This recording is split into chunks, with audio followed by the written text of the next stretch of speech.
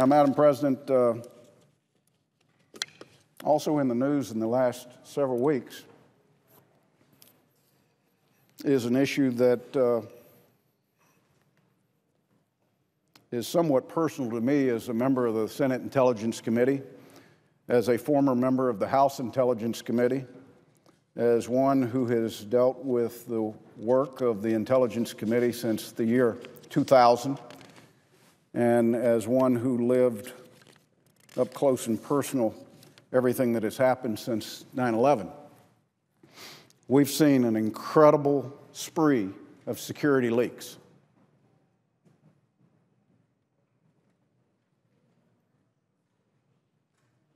Leaks of classified and sensitive information. You know, I go home on the weekends and there'll be a news report on something, and my wife will look at me and she said, "Why is this reported? There's no reason for the American people or for anybody in the world to know about that." Well, I can tell you, it wasn't that long ago that even if the press found out, they'd never print it. Today, routinely, there are leaks of classified and sensitive information. Recently, there's been a series of articles published that have described, in some cases, in extreme detail, highly classified, unilateral, and joint intelligence operations. I'm not talking about suggesting that it might be there or without detail. I'm talking about specifics of what happened. To describe these leaks as troubling and frustrating is an understatement. They are inexcusable by whoever. Our intelligence professionals, our allies, and most importantly, the American people deserve better than what they've seen over the last several weeks.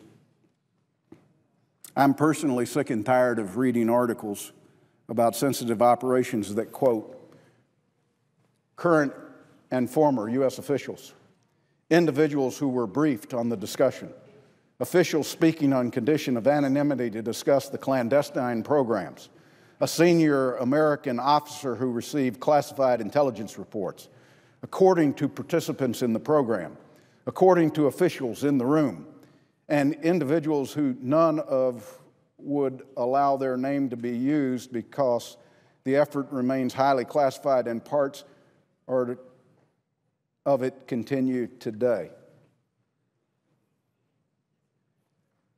That's the basis. That's the basis that these front page stories run on. And I'm not confirming or denying that anything in it is accurate or inaccurate.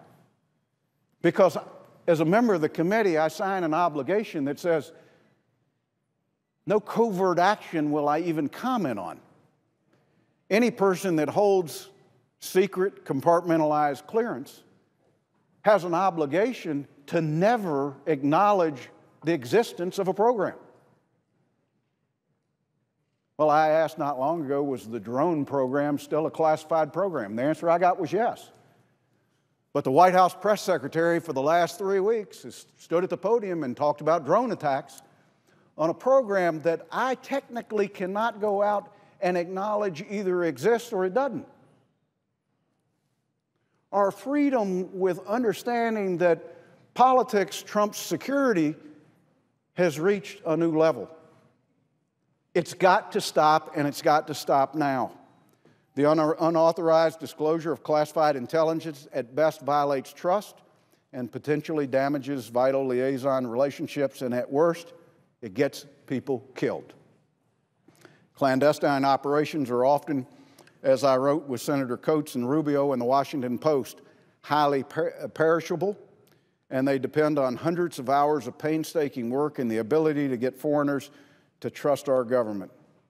I strongly believe that these leakers are also violating the trust of the most important constituency of all, the American people.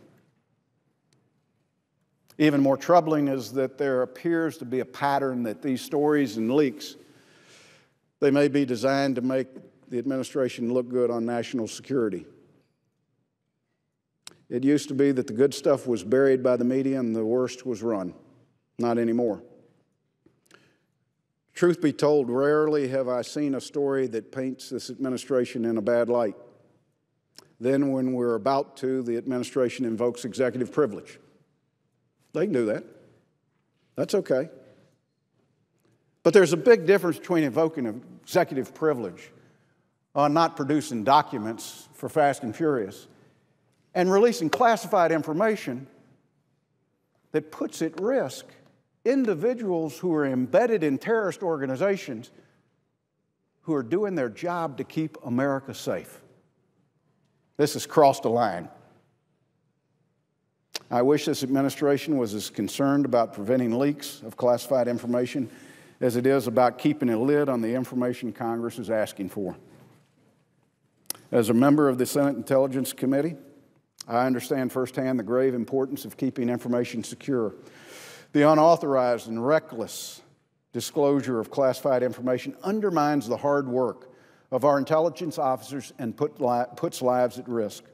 And it jeopardizes our relationship with overseas partners. Congress's intelligence oversight committees will not tolerate, nor should the American people. So, quite simply, I come to the floor today to deliver a message to those individuals who were briefed on the discussions, who were part of the program, who were in the room, who are speaking on condition of anonymity. Stop talking. Whatever agenda you have, I can assure you that it's not worth the damage that you're causing and the lives you're putting at risk. We cannot continue to tolerate leaks at any level or branch of government.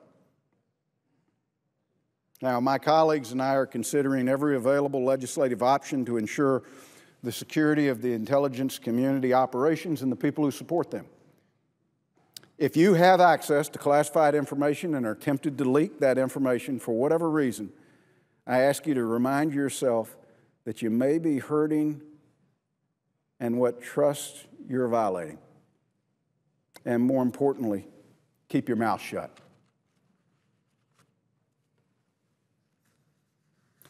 The Intelligence Committee on both sides of the Hill, I think, will take action in their authorization bill to try to address a structure that brings a new level of oversight and hopefully prosecution to those who choose to leak secrets. In the interim, I'm still considering the fact that for any person who openly talks about a program that is secret or compartmentalized, that the day they say one word about that program, they lose their top secret clearance. I'd love to see them lose their pension, but I understand how problematic that is. But at least we can stop the bleeding by taking away their access to the conversations or the meetings that they happen to be a participant in, or they happen to be entrusted with the information in a fashion that allows them to go out and publicly talk about that and jeopardize the lives of Americans, the lives of our partners, and more importantly, the security of the American people. Madam President, on August 5th, 2011, Standard & Poor's downgraded the credit rating